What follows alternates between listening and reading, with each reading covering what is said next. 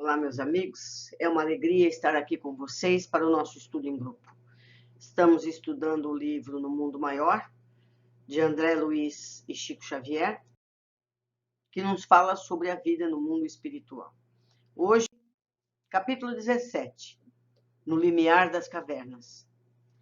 Reunidos agora, Calderaro e eu, a comissão de trabalhos socorrista que operaria nas cavernas de sofrimento, fui surpreendido pela expressão da irmã Cipriana, que chefiava as atividades dessa natureza.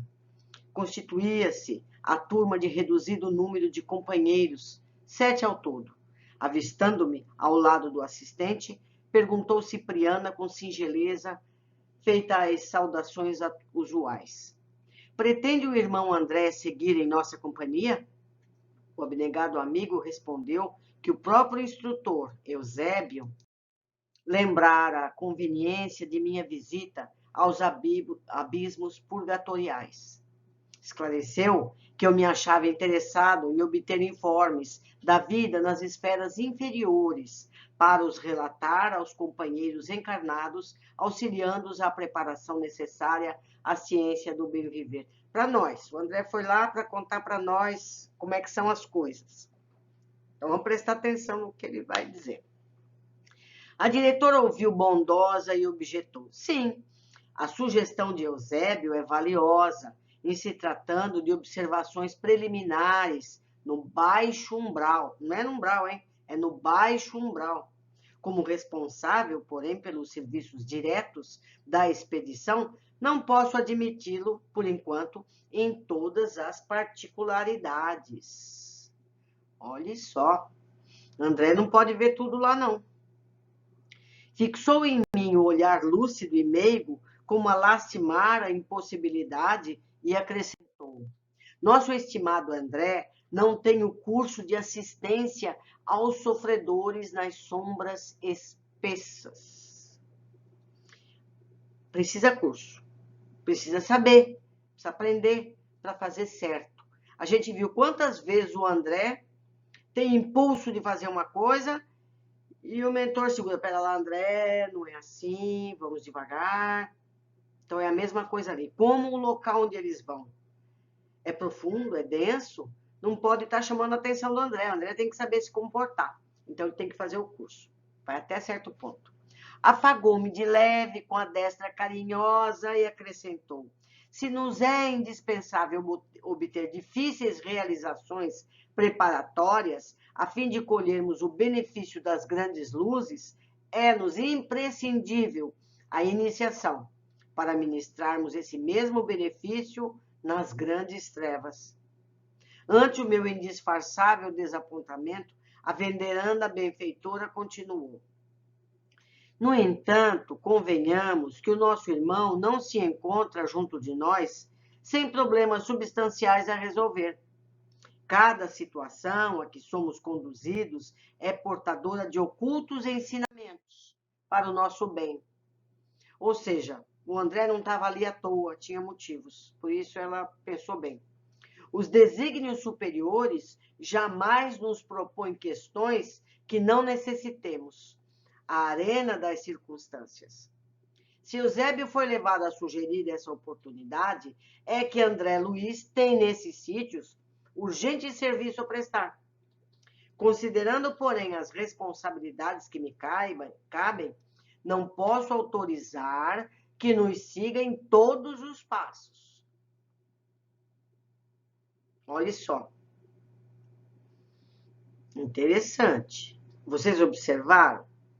Então, ela pensou assim: se o Eusébio falou para ele vir, é porque tem alguma coisa para o André fazer lá. Mas eu não posso deixar o André ir até o fundo. Então, vamos levar o André até onde der, não é? Contudo, convido o irmão Calderaro a permanecer em companhia do prestimoso aprendiz, no limiar das cavernas, na portinha, sem descerem conosco. Mesmo aí, estudioso que é, ele encontrará inesgotável material de observação, sem necessidade de enfrentar situações embaraçosas para as quais ainda não se prestou convenientemente. Em face da solução apresentada, a alegria geral voltou a confortar-nos. Agradeci contente. Calderaro também se manifestou reconhecido. E no júbilo dos trabalhadores que se regozijam no ensejo de incessantemente aprender para o bem, seguimos na direção da zona medonhamente sombria. Já divisara tremendos precipícios, onde entidades culposas se interpelavam umas às outras em deploráveis atitudes. Via chover faíscas flamejantes do firmamento sobre os vales da revolta. Descobria inúmeras entidades senhoreadas por estranhas alucinações nas câmaras retificadoras. Mas ali, vocês lembram, né? No caso que ele foi lá buscar dentro do abismo, o ex-sacerdote, ele viu muita coisa. Ele viu, mas parece que ainda era pouco. Seguindo, estaríamos acaso alcançando a selva escura a que se referia Alighieri no poema Imortal? Ele se refere a Dante Alighieri, que escreveu uma obra sobre os infernos. Laceravam meu coração as vozes lamentosas, dispersas, a se evolarem para o céu de fumo. Não eram lamentações apenas. A proporção que nos adiantávamos, descendo, modificava-se a gritaria. Ouvíamos também gargalhadas, imprecauções. Estacamos em enorme planície pantanosa, onde numerosos grupos de entidades humanas desencarnadas se perdiam de vista, em assombrosa desordem, à maneira de milhares de loucos, separados uns dos outros ou em magotes, segundo a espécie de desequilíbrio que lhes era peculiar. Quer dizer, era um local tão terrível que eles enlouqueciam. Não me era possível calcular a extensão da várzea imensa, e ainda que houvesse marcos topográficos para tal apreciação, o nevoeiro era demasiado denso para que se pudesse computar distâncias. Percorremos alguns quilômetros em plano horizontal, e quando o terreno se inclinou de novo, abrindo outras perspectivas abismais, irmã Cipriana e os colegas prazerosamente se despediram de nós, deixando-nos, ao assistente e a mim, com o aviso de que voltariam a buscar-nos dentro de 6 horas. Ficaram os dois ali sozinhos. Abraçando-me, a diretora disse gentil: desejo-te, meu amigo, feliz êxito nos estudos. Certo de que voltarmos, receberemos tuas confortadoras impressões. Sorri encantado a tão generosa demonstração de apreço. Logo após, Calderaro e eu nos achamos a sós, em atra vastidão povoada de habitantes estranhos. As conversações em torno eram inúmeras e complexas. Pareceu-me que aquele povo desencarnado não se dava conta da própria situação, pelo que me foi possível ajuizar do início. Eu concluo que eles não são visíveis para essas pessoas, certo? Calderaro e André conseguiam ver a todos, mas eles não eram visíveis para os pobres que estão noutra frequência. Enquanto densas turbas de almas torturadas se debatiam em substância viscosa no solo onde andávamos, assembleias de espíritos dementes enxameavam não longe em intermináveis contendas por interesses mesquinhos. A paisagem era francamente impressionante pelos característicos infernais que nos circulavam. Notando a displicência de muitos daqueles irmãos infelizes, não sopitei as locubrações que me surgiam. Os grupos de infortunados agiam ali, desconhecendo os padecimentos uns dos outros.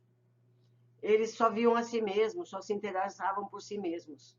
Certos grupos volitavam a pequena altura, como bandos de corvos negrejantes, mais escuros que a própria sombra a envolver-nos.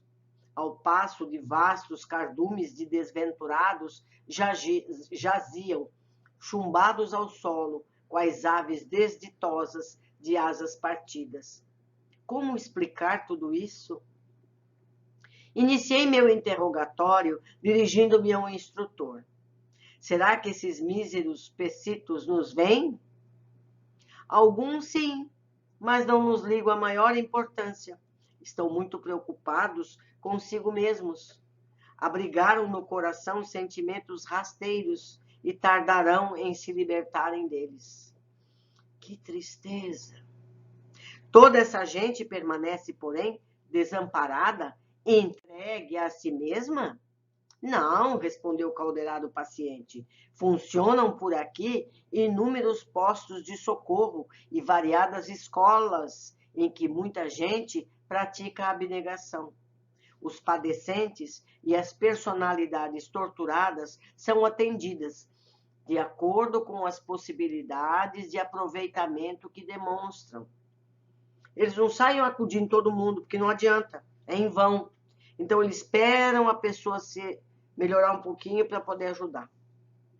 Estampou complacente expressão no rosto e considerou: as regiões inferiores jamais estarão sem enfermeiros e sem mestres, porque uma das maiores alegrias dos céus é a de esvaziar os infernos. Eles não querem aquilo. Se aquilo existe, é porque é necessário. Mas eles anseiam para que isso não seja preciso mais. Vendo bandos de seres a se locomoverem no ar, quase a nos rentear, recordei que em nossa colônia as faculdades de volitação não eram comumente exercidas para não melindrarmos aqueles que não a possuíam desenvolvidas. Mas e ali? Criaturas de baixas condições se moviam nos ares, embora a poucos metros do solo. Calderaro, porém, explicou: não te surpreendas. A volitação depende fundamentalmente da força mental armazenada pela inteligência. Importa, contudo, considerar que os voos altíssimos da alma só se fazem possíveis quando a intelectualidade elevada se alia ao amor sublime. Há espíritos perversos com vigorosa capacidade volitiva, apesar de circunscritos às baixas excursões.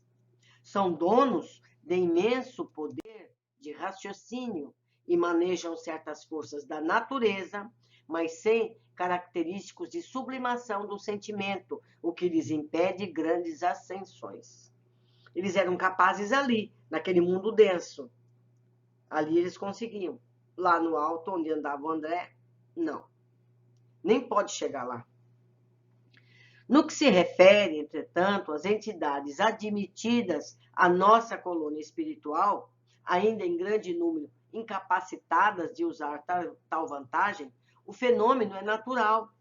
É mais fácil recolher criaturas de maiores cabedais de amor com reduzida inteligência e convivermos com elas no processo evolucionário comum, do que abrigarmos pessoas sumamente intelectuais, sem amor aos semelhantes, como essas últimas. A vida em comum, no sentido construtivo, é quase impraticável.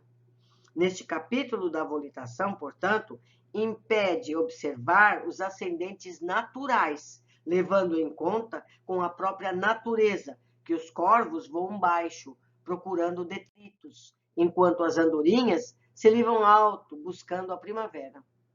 Feito o reparo, perguntei lembrando das injunções terrenas. Mas e as necessidades de subsistência? O instrutor não se fez rogado e informou: nada lhes falta quanto às exigências essenciais de socorro, de manutenção, como ocorre num nosocômio, ou seja, como acontece num hospital da esfera carnal. O assistente fez breve pausa e prosseguiu: referindo-nos ao manicômio, esclareço agora que a minha intenção ao visitar um hospício na tua companhia foi justamente o de preparar-te para esta excursão que ora efetuamos. Por isso que ele só entrou, saiu, mostrou como era tudo e nada agiu. Ele só queria preparar o André para esse momento. Temos aqui, nessas assembleias, a incompreensão da dor, infindas fileiras de loucos que voluntariamente se arredam das realidades da vida. Fixaram a mente nas zonas mais baixas do ser, olvidando o sagrado patrimônio da razão. Cometeram faltas graves, contraindo pesados débitos. Já viste em nossa organização espiritual de vida coletiva irmãos sofredores convenientemente amparados. Alguns ainda sofrem estranhas perturbações alucinatórias. Outros são guardados à maneira de múmias perispiríticas em letargia profunda. Vocês lembram, né? Que a gente estudou sobre as múmias, não é? Aguardando-lhes o despertar. Outros povoam vastas enfermarias para se reerguerem espiritualmente pouco a pouco. Aqui, no entanto, se congregam verdadeiras tribos de criminosos e delinquentes, atraídos uns aos outros, consoante a natureza de faltas que os identificam. Muitos são inteligentes e, intelectualmente falando, esclarecidos, mas sem a réstia de amor que lhes exalte o coração. Erram de obstáculo a obstáculo, de pesadelo a pesadelo. O choque da desencarnação para eles, ainda impermeáveis ao auxílio santificante, pela dureza que lhes assinala os sentimentos, parece galvanizá-los na posição mental em que se encontravam no momento do trânsito entre as duas esferas, e dessa forma, não é fácil de logo arrancá-los do desequilíbrio a que imprevidentes se precipitaram. Vocês já pensaram você ficar no instante da sua morte por anos e anos e anos e anos e anos? É como se estivesse numa área de transferência. Nem vivo, nem morto. Complicado. Retardaram-se, às vezes, anos a fio, obstinando-se nos erros a que se habituaram, e vigorando impulsos inferiores pela incessante permuta de energias uns com os outros.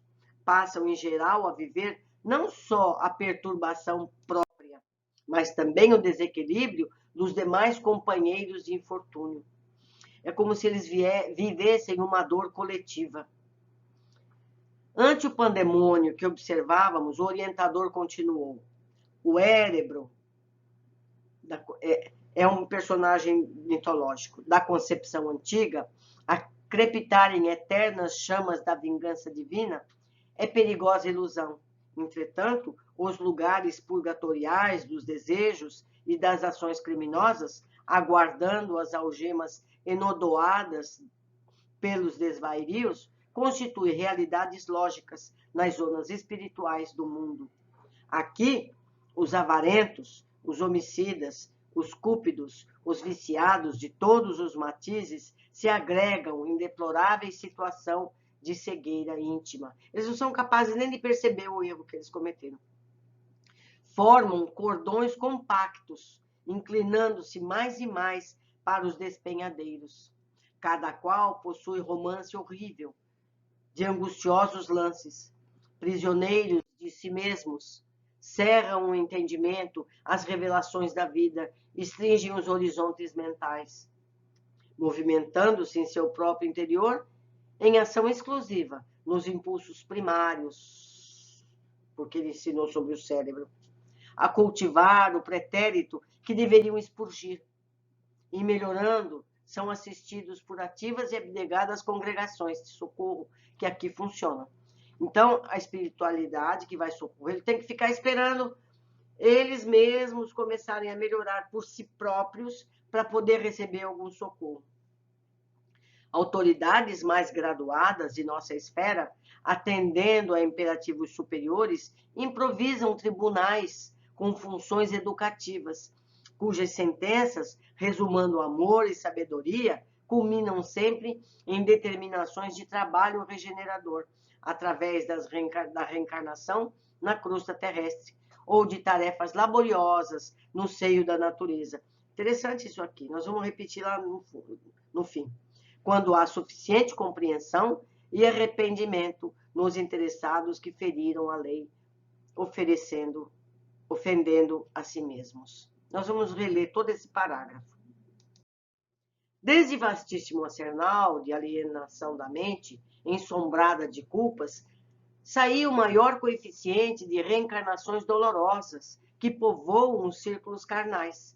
Daqui, como de outras zonas análogas, seguem para o campo físico mais denso milhões de irmãos em provas ríspidas para que se alijem dos débitos e reorganizem o íntimo perturbado.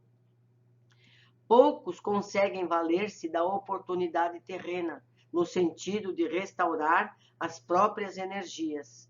É sempre fácil fugir ao caminho reto. Muito difícil, porém, é o retorno. Todos sabemos disso, não é, meus amigos? Cair é fácil, levantar é que é difícil. Nesse instante, aproximou-se de nós enorme e barulhenta colmeia de sofredores. Tratava-se de tenebroso agrupamento de irmãos positivamente loucos. Falavam a esmo, comentando homicídios, rememoravam com palavras cruéis cenas indescritíveis de dor e perversidade. Nem o André tem coragem de contar para nós o que eles estavam falando. Nenhum deles atinou com a nossa presença. Calderaro, muito severo, reconhecendo minha curiosidade inveterada, ele está sempre curioso, André, informou: esses infelizes permanecem jungidos, presos uns aos outros, em obediência a afinidades quase perfeitas, e são contidos apenas pelas leis vibratórias que os regem. Se quiseres, porém, entrar em relação com a história de alguns deles, sonda a mente individual do tipo que te requeira maior atenção. Olha só. Aproveitando um momento em que lhes amainara a rixa, aproximei-me do infortunado irmão que impressionara pelas faces macilentas. Sintonizei-me na onda mental que ele oferecia, mas o quadro que vi não me permitiu longa perquisição, podemos imaginar. Notei-lhe o motivo que culminara no desvario. Assassinar a esposa em pavorosas circunstâncias. Contudo, o mísero não transpirava arrependimento. Acariciava o desejo de rever a vítima para supliciá-la quantas vezes fosse possível. Não tem como você acudir uma pessoa nesse estado, não é? Que tragédia se ocultava ali, naquelas tormentosas reminiscências? Atônito, ergui os olhos para o assistente, que em muda interrogação, mas renteando-nos à fronte, levitava-se pesado grupo de seres monstruosos, fazendo ensurdecedor ruído. E logo esqueci o uroxida, que me prendera a atenção, o que matou a esposa. Calderaro, percebendo minha perplexidade, explicou: esse bando de espíritos miseráveis que se movimentam como lhes é possível é constituído de antigos negociantes terrenos, cujo exclusivo anseio foi amontoar dinheiro para satisfazer a própria cupidez, sem beneficiar a ninguém. O ouro que transitoriamente lhes pertencia jamais serviu para semear a gratidão num só companheiro de jornada humana. Famintos de fortuna fácil, inventaram 1000 recursos de monopolizar os lucros grandes e pequenos, em nada lhes interessando a paz do próximo. Fazendo um parênteses, nós conhecemos dos jornais centenas de pessoas como eles, não é verdade? Que vivem às custas dos impostos. É terrível. Nós podemos ter pena deles, porque o sofrimento deles será terrível. Foram homens de pensamento ágil, sabiam voar mentalmente a longas distâncias, garantindo êxito absoluto às empresas materiais que levavam a termo com finalidade exclusivamente egoística. Não lhes incomodava o sofrimento dos vizinhos, ignoravam as dificuldades alheias, despreocupavam-se o valor do tempo em relação ao aprimoramento da alma. Queriam unicamente acumular vantagens financeiras e nada mais. Divorciados da caridade, da compreensão, da luz divina, criaram para si mesmos o mito frio do rígido do ouro, fundindo com ele a mente vigorosa e o tacanho coração, escravizando agora a ideia fixa de ganhar sempre. Voam pesadamente aqui e acolá, dementados e confundidos, procurando monopólios, lucros que não mais encontrarão.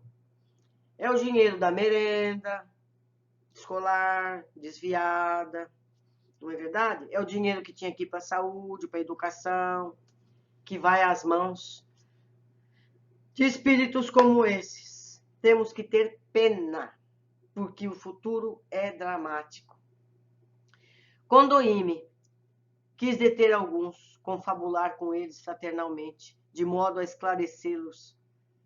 E André é tão ingênuo. No entanto, o instrutor paralisou meus braços, murmurando: que fazes? Seria inútil, impossível é reajustar, num momento, com apenas as palavras, tantas mentes em desequilíbrio cruel. Ele só tinha ali 6 horas. E, impulsionando-me para a frente, concluiu: vamos, consumirias muitas semanas para conhecer as paisagens de dor que nos estende à frente, e dispomos apenas de algumas horas. Dramático. Aprendemos muita coisa nesse capítulo. Para nosso uso. Para não ocorrer conosco essas coisas. Com os nossos filhos, com as pessoas que a gente ama. Se estamos com eles aqui encarnados, podemos ajudar de alguma forma. Vamos às observações. André acompanha Calderaro às cavernas do Umbral, mas a coordenadora da expedição diz: a sugestão de Eusébio é valiosa, em se tratando de observações preliminares no Baixo Umbral. Como responsável, porém, pelos serviços diretos da expedição, não posso admiti-lo, por enquanto, em todas as particularidades. André não tem o curso de assistência aos sofredores nas sombras espessas. Nós vimos André querendo conversar. Não adianta. Concluímos que André não teve autorização por não ser apto ao trabalho. Certamente ele e nós todos não estaríamos preparados para o que lá estaria. Lembro que o livro é da década de 40, do século passado. Já tivemos relatos impressionantes em obras que foram escritas depois. E mesmo assim é possível que não tenhamos ainda o conhecimento pleno dessas áreas. Lembro o livro O Abismo, com alguns relatos interessantes. Recomendo, ele está disponível em PDF em toda parte. Se não encontrarem, me procurem que eu passo. Permitindo que André e Calderaro fossem apenas até determinado ponto, André se alegra, mas logo comenta: estaríamos acaso alcançando a selva escura, a que se referia Alighieri no poema Imortal? Dante Alighieri escreveu, como eu já contei antes, livros descrevendo os abismos, os infernos, como ele chamou. André, que já esteve em caminhos umbralinos, em outras oportunidades, se espantava com o que via, mesmo longe, onde era objeto de socorro de Cipriana. Quer dizer, onde Cipriana estava era muito pior. 3. André e Calderaro ficariam à espera da equipe de socorro por 6 horas, e André aproveita para aprender o que fosse possível. Toda essa gente permanece, porém, desamparada, entregue a si mesma? Perguntou André. Calderaro responde: não. Funcionam por aqui inúmeros postos de socorro e variadas escolas em que muita gente pratica a abnegação. Os padecentes e as personalidades torturadas são atendidas de acordo com as possibilidades de aproveitamento que demonstram. Uma das maiores alegrias dos céus é ver esvaziar os infernos. Ninguém fica desamparado, mas sair da situação é um caminho pessoal. Nenhum será retirado antes de que estejam preparados para mudar de atitude. Não adianta tirar eles daí. Eles vão formar outro mundo semelhante onde eles estiverem, porque é a energia mental deles que cria tudo isso. Tem que esperar. Não tem jeito. Tem que esperar. Eu não sei, a maioria de vocês não deve conhecer. Quando a galinha choca um ovo, em determinado momento, o pintinho que está dentro, o pintainho, ele cutuca a casca de dentro para fora, para sair de lá. A gente, quando é criança, fica muito ansioso. Quando vê que já deu a picadinha, você vai lá cutucar para ajudar a sair. esse pintainho sempre morre. Por quê? Ele precisa fazer o exercício de sair da casca para ele aprender, se fortalecer para poder ficar fora. Eu lembrei disso agora. Então, é mais ou menos a mesma coisa. Você não pode forçar a saída de um desses seres lá de dentro. Ele precisa se fortalecer para ele sair e conseguir viver fora. Senão não adianta, ele volta para ir outra vez. Torna, entre aspas, a morrer. 4. André fica surpreso com alguns que têm a capacidade de volitar, ao que Calderaro explica. A volitação depende fundamentalmente da força mental armazenada pela inteligência. Importa, contudo, considerar que os voos altíssimos da alma só se fazem possíveis quando a intelectualidade elevada se alia ao amor sublime. Há espíritos perversos com vigorosa capacidade volitiva, apesar de circunscritos a baixas excursões. Ele consegue voar lá embaixo. Lá embaixo ele consegue. São donos de imenso poder de raciocínio e manejam certas forças da natureza, mas sem característicos de sublimação no sentimento, o que lhes impede grandes ascensões. Eles conseguem voar lá embaixo, só ali embaixo. Tudo é relativo.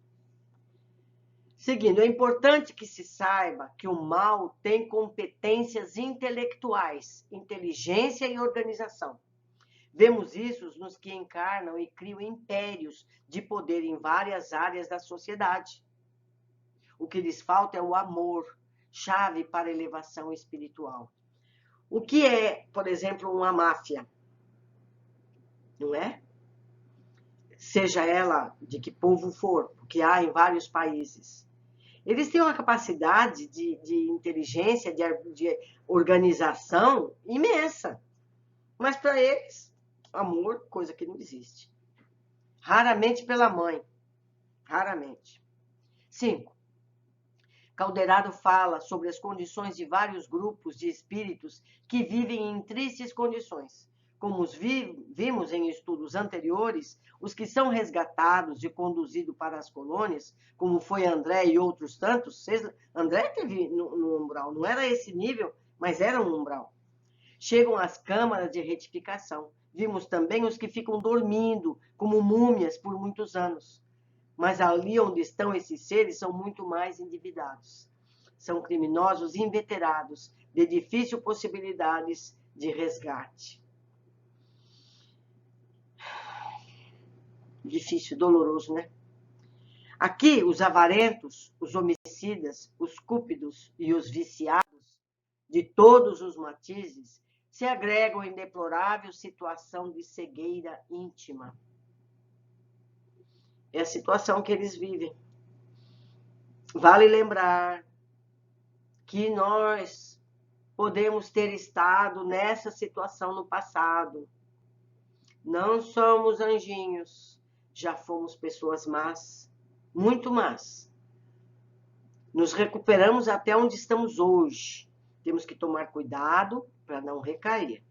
Por isso, prudência, prudência. Para os que apresentam sinais de melhoria, as autoridades mais graduadas de nossa esfera, atendendo a imperativos superiores, improvisam tribunais. Nós vamos ver isso mais para frente, com funções educativas, cujas sentenças, resumando amor e sabedoria, culminam sempre em determinações de trabalho regenerador, através da reencarnação na crosta terrestre, ou de tarefas laboriosas no seio da natureza. Isso, eu confesso, não sei o que se trata. Que trabalho é que esses seres podem fazer no seio da natureza? Como eles estarão agindo ali? Eu não faço a mínima ideia. Não está claro. Quando há suficiente compreensão e arrependimento nos interessados que feriram a lei, ofendendo a si mesmos. Entendo bem o que seguem para a reencarnação, porque eu vou repetir aqui, possivelmente em condições difíceis, mas não posso imaginar o que seja tarefas laboriosas no seio da natureza. Que posto seria esse? Que condição estaria esse espírito no seio da natureza? Não sei. Ele vai estar numa figura ainda da natureza primitiva? Eu não sei. Nós não sabemos. Só a espiritualidade pode voltar e dizer para nós o que seja. Qualquer coisa é imaginação. 7. As descrições de situações dos que ali estavam é de grande dramaticidade que nem cabe repetirmos. André não suportou o contato com as mentes criminosas, sem remorsos do passado. Mas esses exemplos nos fazem entrever os destinos de muitos que temos notícias nos jornais. Podemos imaginar os destinos dos traficantes de drogas e das atitudes relacionadas ao fato, e outros tantos que cometem crimes financeiros que acarretam dores para populações. Nós todos temos passados culpados também. Se não nas vidas anteriores recentes, temos nas seculares. Devemos ter piedade pela ignorância espiritual. Então, quando a gente souber de um indivíduo desse, encarnado aqui perto da nossa sociedade, nós não temos poder para falar nada para ele, porque ele não vai nos ouvir. Se lá embaixo não ouve, quem dirá aqui? Mas nós podemos ter piedade. Nós podemos pedir por ele, que ele tenha sonhos que esclareça, que ele tenha qualquer coisa nessa vida que o impeça de cometer erros maiores. Foi um capítulo de muito ensinamento, de muita meditação a respeito. Convém ler outra vez e pensar, meditar e tentar não cairmos nesses erros. Um abraço muito grande, foi uma alegria estar com vocês e eu espero todos no próximo capítulo.